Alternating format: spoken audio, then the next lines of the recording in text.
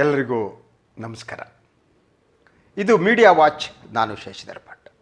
ಇವತ್ತಿನ ಪತ್ರಿಕೆಗಳಲ್ಲಿ ಬಂದ ಸುದ್ದಿಗೆ ಕೊಟ್ಟ ಮಹತ್ವ, ಸುದ್ದಿಯ ಆಯ್ಕೆ, ಟ್ರೀಟ್ಮೆಂಟ್, ಹೀಗೇ ಸುದ್ದಿಯ ಕುರಿತು ಮಾತನಾಡುವ ಸಮಯ. ಇವತ್ತು ಜೂನ್ 25. ಇವತ್ತಿನ ದಿನವೇ ಈ ದೇಶದಲ್ಲಿ 1975ರಲ್ಲಿ ತುರ್ತು ಪರಿಸ್ಥಿತಿಯನ್ನು ಹೇರಲಾಗಿತ್ತು. ನಾನು ಇವತ್ತು ತುರ್ತು ಪರಿಸ್ಥಿತಿಯ ಕುರಿತು ತಮ್ಮ ಜೊತೆ ಮಾತನಾಡ್ತೇನೆ. ಹಾಗೆಯೇ ತುರ್ತು ಪರಿಸ್ಥಿತಿಗೆ ಕಾರಣರಾದ ಶ್ರೀಮತಿ ಇಂದಿರಾ ಗಾಂಧಿಯವರ ಕುರಿತು ಮಾತನಾಡ್ತೇನೆ. ಹಾಗೆಯೇ ನರೇಂದ್ರ ಮೋದಿಯವರ ಕುರಿತು ಮಾತನಾಡ್ತೇನೆ. ಇಂದಿರಾ ಗಾಂಧಿ, ತುರ್ತು ಪರಿಸ್ಥಿತಿ ಮತ್ತು ನರೇಂದ್ರ ಮೋದಿ, ಇದು ನಾನು ಮಾತನಾಡುವ ವಿಚಾರ. ನಿಮ್ಗೆ ಅನಿಸ್ಬೋದು, ಏನಯ್ಯ ಇದು ತುರ್ತು ಪರಿಸ್ಥಿತಿಗೂ ಇಂದಿರಾ ಗಾಂಧಿಗೂ ನರೇಂದ್ರ ಮೋದಿಯವ್ರಿಗೂ ಏನು ಸಂಬಂಧ ಇದೆ, ಏನು ಮಾತಾಡ್ತಿ, ಏನು ಸಂಬಂಧ ಅನ್ನೋದನ್ನೇ ನಾನು ಹೇಳಬೇಕಾಗಿದೆ. 1975ರ ಜೂನ್ 25 ರಾತ್ರಿ ಈ ದೇಶದಲ್ಲಿ ತುರ್ತು ಪರಿಸ್ಥಿತಿಯನ್ನು ಹೇರಲಾಯಿತು. ಆಗ ನಾನು ವಿದ್ಯಾರ್ಥಿ. ಈ ತುರ್ತು ಪರಿಸ್ಥಿತಿಯ ಬಗ್ಗೆ ತಿಳುವಳಿಕೆ ಇರುವ ವಯಸ್ಸು ಕೂಡ ಆಗಿರಲಿಲ್ಲ. ಆದರೆ ನಾವು ಶಾಲೆಗೆ ಹೋಗುತ್ತಿದ್ದವರು ತುರ್ತು ಪರಿಸ್ಥಿತಿಯ ವಿರುದ್ಧ ನಡೆದ ಪ್ರತಿಭಟನೆಗಳನ್ನು, ಭಾಷಣಗಳನ್ನ ಕೇಳ್ತಿದ್ವಿ. ನಮ್ಮ ಉತ್ತರ ಕರ್ನಾಟಕದಲ್ಲಿ ಎಸ್ಪೆಷಲಿ ಚಂದ್ರಶೇಖರ್ ಪಾಟೀಲ್ರವರು, ಅವರ ಒಂದು ಸಂಕ್ರಮಣ ಬಳಗದವರು ಏನಿದ್ರು, ಅವರು ಬಂದು ಭಾಷಣ ಮಾಡೋದು ಕೇಳಿದ್ದೇನೆ. ಹಾಗೆಯೇ ರಾಮಕೃಷ್ಣ ಹೆಗಡೆಯವರು, CM ಇಬ್ರಾಹಿಂ ಅವರು, ಇವರೆಲ್ಲ ಕೂಡ ತುರ್ತು ಪರಿಸ್ಥಿತಿಯ ವಿರುದ್ಧ ಮಾತನಾಡಿದ್ದು ನನಗೆ ನೆನಪಿದೆ. ಆದರೆ ಆ ಕರಾಳ ಅಧ್ಯಾಯ ಏನಿದೆ, ಆ ಕರಾಳ ಅಧ್ಯಾಯ ಇಡೀ ಜನತಂತ್ರಕ್ಕೆ ಕೊಡಲಿ ಪೆಟ್ಟು ನೀಡಿದ್ದು ಅನ್ನೋದಲ್ಲ ಅನುಮಾನ ಬೇಕಾಗಿಲ್ಲ. ಇಂದಿರಾ ಗಾಂಧಿ ವಿರೋಧಿಗಳನ್ನೆಲ್ಲ ಬಡದು ಜೈಲಿನಲ್ಲಿ ತುಂಬಲಾಯಿತು. ಬೆಂಗಳೂರು ಜೈಲಿನಲ್ಲೇ ವಾಜಪೇಯಿ ಅವರು, ಆದ್ವಾನಿಯವರು, ಹೆಗಡೆಯವರು ಎಲ್ಲ ಇಲ್ಲಿ ಇದ್ದರು. ಆದರೆ ಕರ್ನಾಟಕದಲ್ಲಿ ಆ ತುರ್ತು ಪರಿಸ್ಥಿತಿಯ ಘೋರ ಪರಿಣಾಮ ಉಳಿದ ರಾಜ್ಯದಲ್ಲಿ ಆದಂತಾಗಿರಲಿಲ್ಲ. ಯಾಕೆಂದರೆ ಇಲ್ಲಿ ದೇವರಾಜ ಅರಸು ಅವರು ಮುಖ್ಯಮಂತ್ರಿ ಆಗಿದ್ದರು. ಆದರೆ ಪ್ರಧಾನಿಯಾದಂಥ ಇಂದಿರಾ ಗಾಂಧಿಯವರು ಅಲಹಾಬಾದ್ ಹೈಕೋರ್ಟ್ನ ತೀರ್ಪು ತಮ್ಮ ವಿರುದ್ಧ ಬಂದ ತಕ್ಷಣ ಇಡೀ ಜನತಂತ್ರದ ಕಗ್ಗೊಲೆ ಮಾಡಿಬಿಟ್ರು. ಅದು ಕಾಂಗ್ರೆಸ್ ಪಕ್ಷದ ಆ ಅಭೂತಪೂರ್ವ ಇತಿಹಾಸದ ಕಗ್ಗೊಲೆ ಕೂಡ ಆಗಿತ್ತು. 70ರ 69ರಲ್ಲಿ ಕಾಂಗ್ರೆಸ್ ಒಡೆದ ನಂತರ ಇಂದಿರಾ ಗಾಂಧಿಯ ಒಳಗಡೆ ಇದ್ದಂಥ ಅಹಮಿಕೆ ಇತ್ತಲ್ಲ, ಆ ಅಹಮಿಕೆ ಅವರನ್ನು ಜನತಂತ್ರ ವಿರೋಧಿಯನ್ನಾಗಿ ರೂಪಿಸ್ಬಿಡ್ತು ಅಂತ ನನಗೆ ಅನಿಸುತ್ತೆ. ಬಹುಪರಾಕ್ ಹೇಳುವವರು ಅವರು ಸೂತ್ರ ಇದ್ದರು. ಎಲ್ಲರೂ ಕೂಡ ಆ ದೇವಕಾಂತ ಬರುವ ಅಂತ ಕಾಂಗ್ರೆಸ್ ಅಧ್ಯಕ್ಷರಾಗಿದ್ದವರು, ಅವರು Indira is India, India is Indira ಅನ್ನುವ ಮಾತನ್ನು ಹೇಳಿಬಿಟ್ರು. ಅಂದರೆ ಇಂದಿರಾ ಗಾಂಧಿ ದೇಶವನ್ನು ಮೀರಿದ ಮಹಿಳೆಯಾಗಿ ಕಾಣೋದಕ್ಕೆ ಪ್ರಾರಂಭ, ದುರ್ಗೆ ಅನ್ನುವ ಮಾತನ್ನು ಆಡೋದಕ್ಕೆ ಪ್ರಾರಂಭ ಮಾಡಿದ್ರು. 71ರಲ್ಲಿ ಏನು ಬಾಂಗ್ಲಾದೇಶ ಉದಯಿಸಿದ ಸಂದರ್ಭದಲ್ಲಿ ವಾಜಪೇಯಿ ಕೂಡ ಇಂದಿರಾ ಗಾಂಧಿಯವರನ್ನ ದುರ್ಗೆ ಅಂತ ಕರೆದಿದ್ದವರು. ಈ ದುರ್ಗೆ ಇಡೀ ದೇಶವನ್ನು ಆವರಿಸಿದ ರೀತಿ, ದೇಶಕ್ಕಿಂತ ದೊಡ್ಡದಾಗಿ ಬೆಳೆದ ರೀತಿ, ಆ ಪೋರ್ಟ್ರೇಟ್ ಇದೆಯಲ್ಲ, ಅದು ಜನತಂತ್ರದ ಒಂದು ಕಗ್ಗೊಲೆಯ ಮುನ್ನುಡಿಯಾಗ್ಬಿಟ್ಟಿತ್ತು. ಕಾಂಗ್ರೆಸ್ ಆ ಹಂತಕ್ಕೆ ಹೋಗ್ಬಿಟ್ಟಿತ್ತು. 70ರವರೆಗಿನ ಕಾಂಗ್ರೆಸ್ ಒಂದು ಆಂದೋಲನವಾಗಿ ರೂಪುಗೊಂಡಿತ್ತು. ಅದರಲ್ಲಿ ಜನತಾಂತ್ರಿಕ ಅಂಶಗಳಿದ್ದು. ನೆಹರು ಕೆಲವು ಸಂದರ್ಭದಲ್ಲಿ ಸರ್ವಾಧಿಕಾರಿ ಅಂತ ವರ್ತನೆ ಮಾಡಿದರು ಕೂಡ ಮೂಲಭೂತವಾಗಿ ನೆಹರು ಡೆಮೊಕ್ರೇಟ್ ಆಗಿದ್ದರು ಅಂತ. ಆದರೆ ಇಂದಿರಾ ಗಾಂಧಿ ಏನು ಪ್ರಾಬಲ್ಯ ಬಂದ ಮೇಲೆ ಕಾಂಗ್ರೆಸ್ ಪಕ್ಷ ಒಂದು ಕುಟುಂಬದ ಪಕ್ಷವಾಗಿ ಹೋಯಿತು.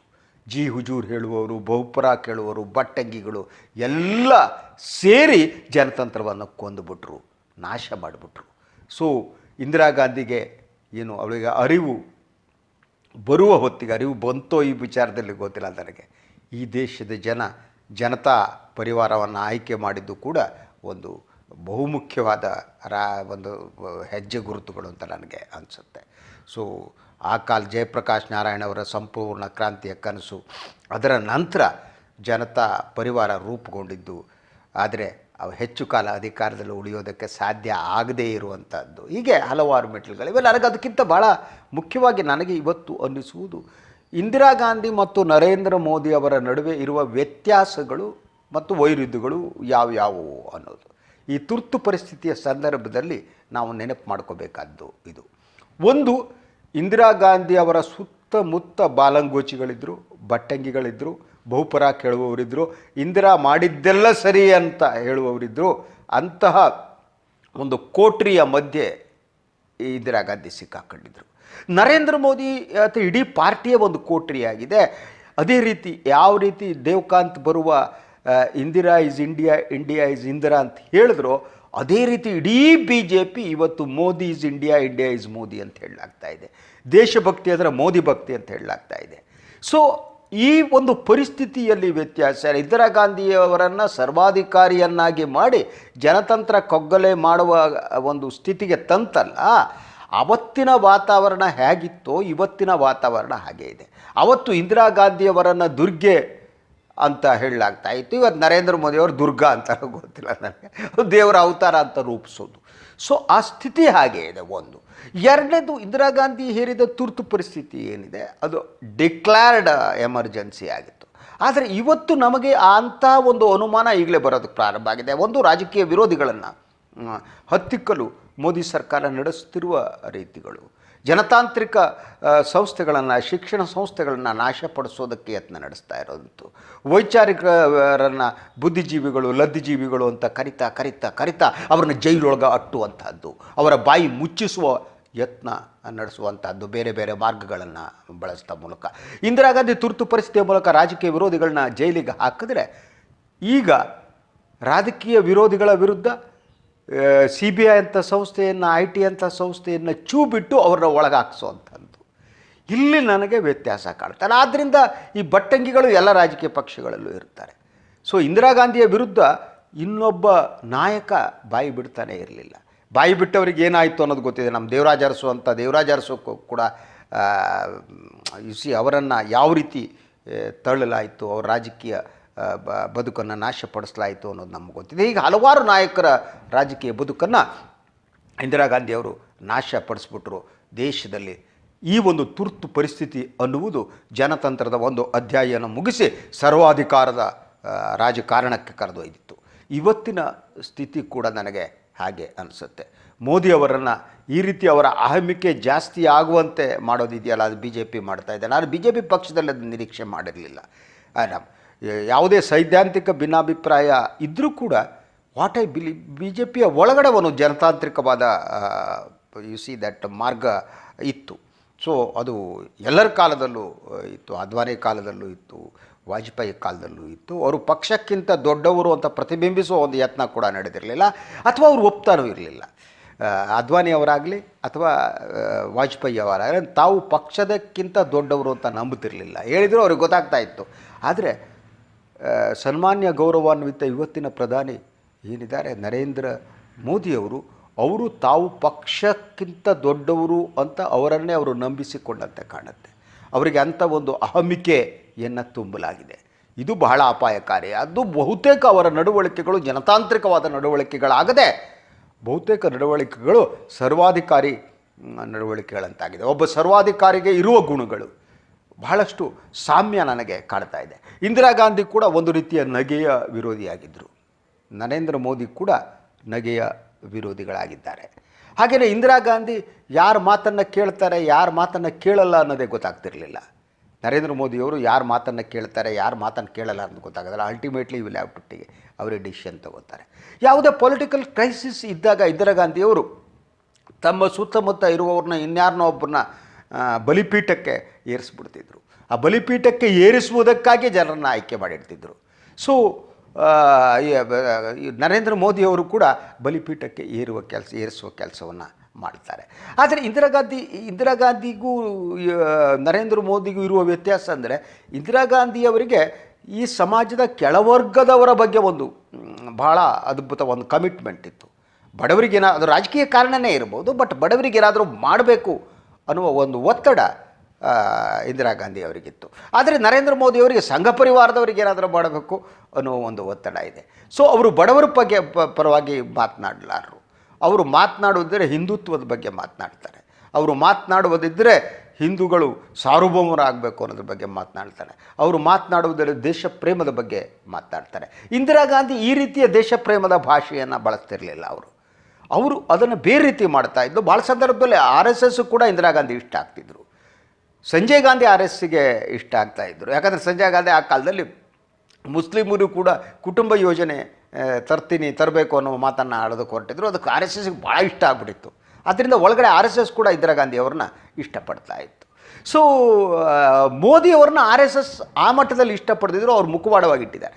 ಒಳಗಡೆ ರಾಷ್ಟ್ರೀಯ ಸ್ವಯಂ ಸೇವಕ ಸಂಘಕ್ಕೆ ಕೂಡ ಮೋದಿಯವರ ಬಗ್ಗೆ ಒಂದು ಸಣ್ಣ ಬೇಸರ, ಸಿಟ್ಟು ಎಲ್ಲ ಇದ್ದೇ ಇದೆ. ಯಾಕಂದರೆ ಸಂಪೂರ್ಣ ಮಾತು ಕೇಳುವವರಲ್ಲ ಅಂತ.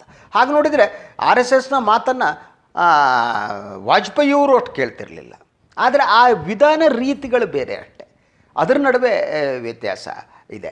ಇನ್ನು ಇಂದಿರಾ ಗಾಂಧಿಯವರ ವ್ಯಕ್ತಿತ್ವದ ಒಳಗಡೆ ಅವರು ಏನು ಬಾಂಗ್ಲಾದೇಶದ ರಚನೆಗೆ ಕಾರಣ ಆದ್ರಲ್ಲ, ಅದು ಇಡೀ ಸಂಘ ಪರಿವಾರದ ಇನ್ನೂ ಇಷ್ಟ ಆಗಿತ್ತು. ಇಂದಿರಾ ಗಾಂಧಿ ಒಳಗಡೆ ಕೂಡ ಸಂಘ ಪರಿವಾರದ ಕೆಲವು ಎಜೆಂಡಾಗಳನ್ನು ಅನುಷ್ಠಾನಗೊಳಿಸುವ ಮನಸ್ಥಿತಿ ಇತ್ತು.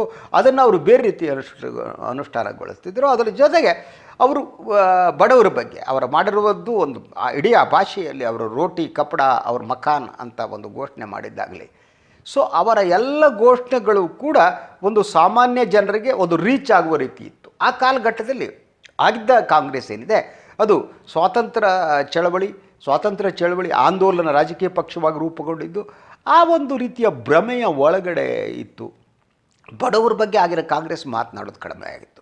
ಆದರೆ ಇಂದಿರಾ ಗಾಂಧಿ ಬಡವರ ಭಾಷೆಯನ್ನು ಬಲ್ಲವಳಾಗಿದ್ದರು. ಅವಳು ಅದು ಅಧಿಕಾರಕ್ಕಾಗಿ ಮಾಡಿರ್ಬೋದು, ಆ ಬಡವರ ಭಾಷೆಯನ್ನು ಅವರು ತಮಗೆ ಬೇಕಾದಾಗ ಬಳಸಿದರು. ಈಗ ನರೇಂದ್ರ ಮೋದಿಯವರು ಈ ಹಿಂದುತ್ವದ ಭಾಷೆಯನ್ನು ಬಳಸುವ ಹಾಗೆ, ನರೇಂದ್ರ ಮೋದಿಯವರು ದೇಶಪ್ರೇಮದ ಭಾಷೆಯನ್ನು ಬಳಸುವ ಹಾಗೆ, ನರೇಂದ್ರ ಮೋದಿಯವರು ಸೈನ್ಯವನ್ನು ಬಳಸಿಕೊಳ್ಳುವ ಹಾಗೆ, ಗಡಿಯನ್ನು ಬಳಸಿಕೊಳ್ಳುವ ಹಾಗೆ, ಪಾಕಿಸ್ತಾನವನ್ನು ಬಳಸಿಕೊಳ್ಳುವ ಹಾಗೆ, ಇಂದಿರಾ ಗಾಂಧಿ ಬಡತನವನ್ನು ಆ ರೀತಿ ಬಳಸ್ಕೊಳ್ತಾ ಇದ್ದರು. ಆ ವಿಚಾರದಲ್ಲೂ ಅವರಲ್ಲಿ ಸಾಮ್ಯತೆ ಇತ್ತು. ಅದರ ಜೊತೆಗೆ ಇಂದಿರಾ ಗಾಂಧಿ ಯಾವತ್ತೂ ಕೂಡ ಭಿನ್ನ ಅಭಿಪ್ರಾಯವನ್ನು ಕೇಳ್ತಾನೆ ಇರಲಿಲ್ಲ. ಭಿನ್ನ ಅಭಿಪ್ರಾಯವನ್ನು ಹತ್ತಿಕ್ಕುವ ಯತ್ನವನ್ನು ಇಂದಿರಾ ಗಾಂಧಿ ಮಾಡ್ತಿದ್ರು. ಯಾಕಂದರೆ ಮೂಲಭೂತವಾಗಿ ಇಂದಿರಾ ಗಾಂಧಿ ಕೂಡ ಜನತಂತ್ರದ ವಿರೋಧಿ ಆಗಿದ್ದರು ಅಂತ ನನ್ನ ನಂಬಿಕೆ. ನರೇಂದ್ರ ಮೋದಿ ಕೂಡ ಹಾಗೆಯೇ, ಅವರು ಕೂಡ ಒಳಗಡೆ ಜನತಂತ್ರವಾದಿ ಅಂತ ನನಗನ್ಸಲ್ಲ. Is not a democrat at all. ಯಾವ ಸರ್ವಾಧಿಕಾರಿ ಕೂಡ ಜನತಂತ್ರವಾದಿ ಆಗೋಕ್ಕೆ ಸಾಧ್ಯ ಇಲ್ಲ. ನೀವು ಜನತಂತ್ರವಾದಿ ಆದರೆ ನೀವು ಸರ್ವಾಧಿಕಾರಿ ಆಗಲ್ಲ. ಒಬ್ಬ ರಾಜಕಾರಣಿಗೆ ಒಂದು ನಿಷ್ಠೆ, ಕಠಿಣವಾದ ನಿಲುವು ಬೇಕು.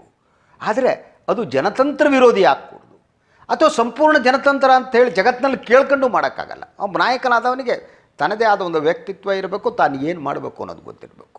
ಸೊ ಈ ವ್ಯತ್ಯಾಸಗಳು ತುಂಬ ಸೂಕ್ಷ್ಮವಾಗಿರ್ತವೆ, ಈ ವ್ಯತ್ಯಾಸಗಳಿರಬೇಕು. ಬಟ್ ನನಗೆ ಈ ಭಾಳ ಸ್ಪಷ್ಟವಾಗಿ ಕಾಣ್ತಾ ಇರೋದು, ಸೊ ಇಂದಿರಾ ಗಾಂಧಿ ಏನಿದ್ದಾರೆ ಅವರನ್ನು ನಾನು ಈಗ ಮೋದಿಯಲ್ಲಿ ನೋಡ್ತಾ ಇದ್ದೀನಿ. ಸೊ ಮೋದಿಯಲ್ಲೂ ಆ ರೀತಿ ಗುಣಗಳಿವೆ. ಅದೇ ರೀತಿ ಮೋದಿಯವರಲ್ಲಿ ನೆಹರೂನ ಕೆಲವು ಗುಣಗಳು ಕೂಡ ಇವೆ. ಅದು ಶೋಯಿಸಮ್ ಅಂತ. ಇಂದಿರಾ ಗಾಂಧಿಗೂ ಶೋಯಿಸಮ್ ಇತ್ತು ಅವರು. ಆದರೆ ವ್ಯತ್ಯಾಸ ಏನು ಅಂದರೆ, ಇಂದಿರಾ ಗಾಂಧಿಯವರು ಆಗಲಿ ನೆಹರು ಆಗಲಿ ಅವರು ತಮ್ಮ ಕಾಲಘಟ್ಟದಲ್ಲಿ ಮಾಧ್ಯಮಗಳಿಂದ ಓಡಿ ಹೋಗ್ತಿರಲಿಲ್ಲ. ಮಾಧ್ಯಮಗಳನ್ನು ಬಂದು ಅವರು ತಾವು ಮಾತನಾಡುವ ಮೂಲಕನೇ ಅವರು ಮಾಧ್ಯಮವನ್ನು ತಮಗೆ ಬೇಕಾದಾಗ ಬಳಸ್ಕೊಳ್ಳುವ ಒಂದು ಚಾಕಚಕ್ಯತೆ ಇತ್ತು. ನೆಹರು ಕಾಲದಲ್ಲಿ ಅಂಥ ಚಾಲೆಂಜಸ್ ಇರಲಿಲ್ಲ, ಬಟ್ ಇಂದಿರಾ ಗಾಂಧಿಗೆ ಚಾಲೆಂಜಸ್ ಇತ್ತು. ಅವರು ಈ ವಿದೇಶಿ ಟಿ ವಿಗಳಿಗೆ, ಪತ್ರಿಕೆಗಳಿಗೆ ಸಂದರ್ಶನ ಕೊಡುವಾಗ ಮಹಾನ್ ಜಾಗರೂಕರಾಗಿರ್ತಾ ಇದ್ದರು. ಅವರು ಕೊಡುವ ಉತ್ತರದ ಮೂಲಕ ತಮ್ಮ ಇಮೇಜನ್ನು ಬೇರೆ ರೀತಿ ಮಾಡ್ತಾರೆ. ಆದರೆ ನರೇಂದ್ರ ಭಾಯಿ ಮೋದಿಯವರು ಪತ್ರಿಕೆಗಳನ್ನು ನೋಡ್ದೇ ತಮ್ಮ ಇಮೇಜನ್ನು ಬೇರೆಯವ್ರ ಮೂಲಕ ಬೇರೆ ರೀತಿ ಸೃಷ್ಟಿ ಮಾಡ್ಕೊಳ್ಳೋದಕ್ಕೆ ಯತ್ನ ಮಾಡ್ತಾರೆ. ಯಾಕಂದರೆ ಅವರಿಗೆ ಮಾಧ್ಯಮ ಅನ್ನೋದು ಭಯ ಇದೆ. ಯಾಕಂದರೆ ಅವರು ಗುಜರಾತ್ ಮುಖ್ಯಮಂತ್ರಿ ಆಗಿದ್ದಾಗ ಒಂದು ವಾಹಿನಿಗೆ ಒಂದು ಸಂದರ್ಶನಕ್ಕೆ ಹೋದವರು ಅಲ್ಲಿ ಕಹಿ ಅನುಭವದಿಂದ ಹಾಗೆ ಎದ್ದು ಬಂದು ಜಗಳ ಆಗಿತ್ತು. ಅದಾದಮೇಲೆ ಅವರು ಮಾಧ್ಯಮಗಳಿಗೆ ಹೆದರ್ತಾರೆ. ಬಹುತೇಕ ಸರ್ವಾಧಿಕಾರಿಗಳು ಮಾಧ್ಯಮಗಳಿಗೆ ಹೆದರ್ತಾರೆ, ಮಾಧ್ಯಮಗಳ ಎದುರು ಹೋಗೋದಕ್ಕೆ ಹೆದರ್ತಾರೆ, ಪ್ರಶ್ನೆಗಳಿಗೆ ಹೆದರ್ತಾರೆ ಅವರು. ಯಾಕೆಂದರೆ ಆ ಪ್ರಶ್ನೆಗಳಿಗೆ ತಮ್ಮ ಒಳಗಡೆ ಉತ್ತರ ಇಲ್ಲ ಅನ್ನುವುದು ಆ ಸರ್ವಾಧಿಕಾರಿಗೆ ಗೊತ್ತಿರುತ್ತೆ. ಅಂದರೆ ಅವರು ಉದ್ದೇಶಪೂರ್ವಕವಾಗಿ ಸರ್ವಾಧಿಕಾರಿ ಆಗಿರುವವರು ತಾವು ಜನತಂತ್ರ ವಿರೋಧಿ ಅನ್ನೋದು ಗೊತ್ತಿರುತ್ತೆ. ಆದ್ದರಿಂದ ಪ್ರಶ್ನೆಯನ್ನು ಎದುರಿಸೋದಕ್ಕೆ ಇಷ್ಟಪಡಲ್ಲ ಅವರು. ಸೊ ನರೇಂದ್ರ ಭಾಯಿ ಮೋದಿಯವರು ಕೂಡ ಪ್ರಶ್ನೆಗಳನ್ನು ಎದುರಿಸಲಾರರು. ಅವ್ರು ಎದುರು ಪ್ರಶ್ನೆ ಕೇಳೋ ಹಾಗೆ ಇಲ್ಲ. ನೀವು ಕೇಳಿಸಿಕೊಳ್ಳಬೇಕು ಅಷ್ಟೆ. ನಿಮಗೆ ಹೇಳುವುದಕ್ಕೆ ಯಾವುದೇ ಅವಕಾಶವನ್ನು ಅವರು ಕೊಡಲ್ಲ. ಸೊ ಈಗಲಾದರೂ ಅಷ್ಟೇ ನೀವು ಗಮನಿಸ್ಬೋದು, ಅವರು ಮಾಧ್ಯಮಗಳ ಎದುರು ಬರಲ್ಲ. ಅವ್ರು ಏನು ಹೇಳಬೇಕೋ ರಾಷ್ಟ್ರವನ್ನು ಉದ್ದೇಶಿಸಿ ಭಾಷಣ ಮಾಡ್ತಾರೆ. ಆಲ್ ಜಗತ್ತಿನ ಎಲ್ಲ ಡಿಕ್ಟೇಟರ್ಸ್ಗಳು ಹಾಗೆ. ಅವ್ರು ಯಾಕೆಂದರೆ ಈ ಜಗತ್ತಿನಲ್ಲಿ ಇರುವವರು ಅಥವಾ ಈ ದೇಶದಲ್ಲಿ ಇರುವವರೆಲ್ಲ ನನ್ನ ಮಾತು ಕೇಳೋದಕ್ಕಾಗಿದ್ದಾರೆ ಮತ್ತು ನಾನು ಮಾತನಾಡೋದಕ್ಕಾಗೇ ಇದ್ದೇನೆ ಅನ್ನೋದು ಅವ್ರ ನಂಬಿಕೆ ಆಗಿರುತ್ತೆ. ಸೊ ಈ ತುರ್ತು ಪರಿಸ್ಥಿತಿಯ ಸಂದರ್ಭದಲ್ಲಿ ಈಗ ಎಲ್ಲರ ಮೇಲೆ ಇರುವ ಜವಾಬ್ದಾರಿ, ದೇಶ ತನ್ನ ಜನತಾಂತ್ರಿಕ ಮೌಲ್ಯಗಳನ್ನು ಉಳಿಸಿಕೊಳ್ಳಬೇಕಾದ ಅನಿವಾರ್ಯತೆ ನಮ್ಮ ಮುಂದೆ ಇದೆ. ಹಾಗೆಯೇ ಜನತಾಂತ್ರಿಕ ಸಂಸ್ಥೆಗಳೇನು ಕಟ್ಟಿದ್ವಿ ಅದು ಉಳಿಬೇಕಾಗಿದೆ. ಹಾಗೆಯೇ ಇದು ಸರ್ವಧರ್ಮಗಳ ಶಾಂತಿಯ ತೋಟ ಆಗಿರಬೇಕು. ಹಾಗೆಯೇ ಎಲ್ಲ ವಿಚಾರಧಾರೆಗಳು ಈ ದೇಶದಲ್ಲಿ ಅವಕಾಶ ಇರಬೇಕು. ಅದು ಮಂಥನ ನಡಿಬೇಕು, ಚರ್ಚೆ ನಡಿಬೇಕು, ಜಗಳ ನಡಿಬೇಕು. ಆ ಮೂಲಕ ನಾವು ಸತ್ಯವನ್ನು ಕಂಡುಕೊಳ್ಳೋಕ್ಕೆ ಸಾಧ್ಯ. ಅದನ್ನು ಡಿನೈ ಮಾಡಿಕೊಡೋದು, ಧರ್ಮಗಳ ನಡುವೆ ಸಂಘರ್ಷ ಇರಕೂಡೋದು. ಆದರೆ ಧರ್ಮಗಳು ಮಾತನಾಡ್ತಿರ್ಬೇಕು, ಚರ್ಚೆ ಮಾಡ್ತಿರ್ಬೇಕು. ಮಾನವ ಕುಲಕ್ಕೆ ಯಾವುದು ಒಳ್ಳೆಯದು ಅಂತ ಕಂಡುಕೊಳ್ಳುವ ಯತ್ನ ಅದು. ಹಾಗೆ ಎಲ್ಲ ವಿಚಾರಧಾರೆಗಳು ಇರಬೇಕು. ನೀವು ಇಲ್ಲಿ ಬಹುಮಟ್ಟಿಗೆ ನಮ್ಮ ಪುರಾತನ ಸನಾತನ ವಿಚಾರಧಾರೆಗಳು ಮತ್ತು ಆಧುನಿಕ ವಿಚಾರಧಾರೆಗಳ ನಡುವೆ ಒಂದು ರೀತಿಯ ತಿಕ್ಕಾಟಗಳು ನಡೀತಿರಬೇಕು ಅಂತ ಅನ್ಸುತ್ತೆ ನನಗೆ. ಆವಾಗ ಚರ್ಚೆ ಮಾಡ್ತಾ ಅಂಥ ಒಂದು ಮುಕ್ತವಾದ ವಾತಾವರಣ ಇರಬೇಕು. ಜನ ಪ್ರೀತಿಯಿಂದ ಶಾಂತಿಯಿಂದ ತಮಗೆ ಹೇಗೆ ಬದುಕಬೇಕು ಅನಿಸುತ್ತೋ ಹಾಗೆ ಬದುಕುವ ಒಂದು ವಾತಾವರಣ ಕೂಡ ಈ ದೇಶದಲ್ಲಿರಬೇಕು. ತುರ್ತು ಪರಿಸ್ಥಿತಿಯಿಂದ ಅದು ಬರೋಕ್ಕೆ ಸಾಧ್ಯ ಇಲ್ಲ ಅಲ್ವಾ. ತುರ್ತು ಪರಿಸ್ಥಿತಿ ಬಹಳ ಮುಖ್ಯವಾಗಿ ಸ್ವಾತಂತ್ರ್ಯದ ಮಹತ್ವ ಏನು ಅನ್ನೋದನ್ನು ನಮ್ಗೆ ಕಳಿಸ್ಕೊಡ್ತು 1975ರಲ್ಲಿ. ಆದರೆ ಇವತ್ತಿನ ರಾಜಕಾರಣಿಗಳಿಗೆ, ಇವತ್ತಿನ ಜನರಿಗೆ ಅದು ನೆನಪಿದೆಯೋ ಇಲ್ವೋ ನನಗೆ ಗೊತ್ತಿಲ್ಲ. ನೆನಪು ಮಾಡಿಕೊಳ್ಬೇಕಾಗಿದೆ. ಯಾಕೆಂದರೆ ಎಲ್ಲಕ್ಕಿಂತ ಈ ದೇಶ ಉಳಿಬೇಕಾಗಿದೆ. ಅದರ ಜೊತೆಗೆ ಇಂಡಿಯಾ ಈಸ್ ಇಂದಿರಾ ಅನ್ನುವ ಮನಸ್ಥಿತಿ ಮತ್ತು ನರೇಂದ್ರ ಮೋದಿ ಅನ್ನುವವರೇ ಈ ದೇಶ ಅನ್ನುವ ಮನಸ್ಥಿತಿ ಇದೆಯಲ್ಲ, ಇದು ಅಪಾಯಕಾರಿಯಾದಂಥ ಮನಸ್ಥಿತಿ. ಆ ಮನಸ್ಥಿತಿ ಹೋಗಲೇಬೇಕಾಗಿದೆ. ಅದಕ್ಕೆ ಇವತ್ತೆಲ್ಲರೂ ಪ್ರತಿಜ್ಞೆ ಮಾಡಬೇಕು. ಈ ದೇಶದ ಜನತಂತ್ರವನ್ನು ಉಳಿಸೋದಕ್ಕೆ, ಈ ದೇಶವನ್ನು ಉಳಿಸೋದಕ್ಕೆ, ಈ ದೇಶವನ್ನು ಸರ್ವಧರ್ಮಗಳ ಒಂದು ಶಾಂತಿಯ ತೋಟವನ್ನಾಗಿ ಮಾಡೋದಕ್ಕೆ ಎಲ್ಲ ವಿಚಾರಧಾರೆಗಳು ಬರುವಂತೆ, ಬಂದು ನಮ್ಮನ್ನು ಬೆಳಗುವಂತೆ, ನಮ್ಮೊಳಗೆ ಜ್ಞಾನ ಮೂಡುವಂತೆ ಮಾಡಬೇಕಲ್ವ. ಅದಕ್ಕೆ ನಾವು ಸಿದ್ಧರಾಗಬೇಕು ಅಂತ ಅನಿಸುತ್ತೆ. ಈ ತುರ್ತು ಪರಿಸ್ಥಿತಿಯ ಈ ಒಂದು ದಿನದ ನೆನಪಿನಲ್ಲಿ ನಾನು ಕೆಲವು ಮಾತನ್ನು ಹೇಳಿದ್ದೇನೆ.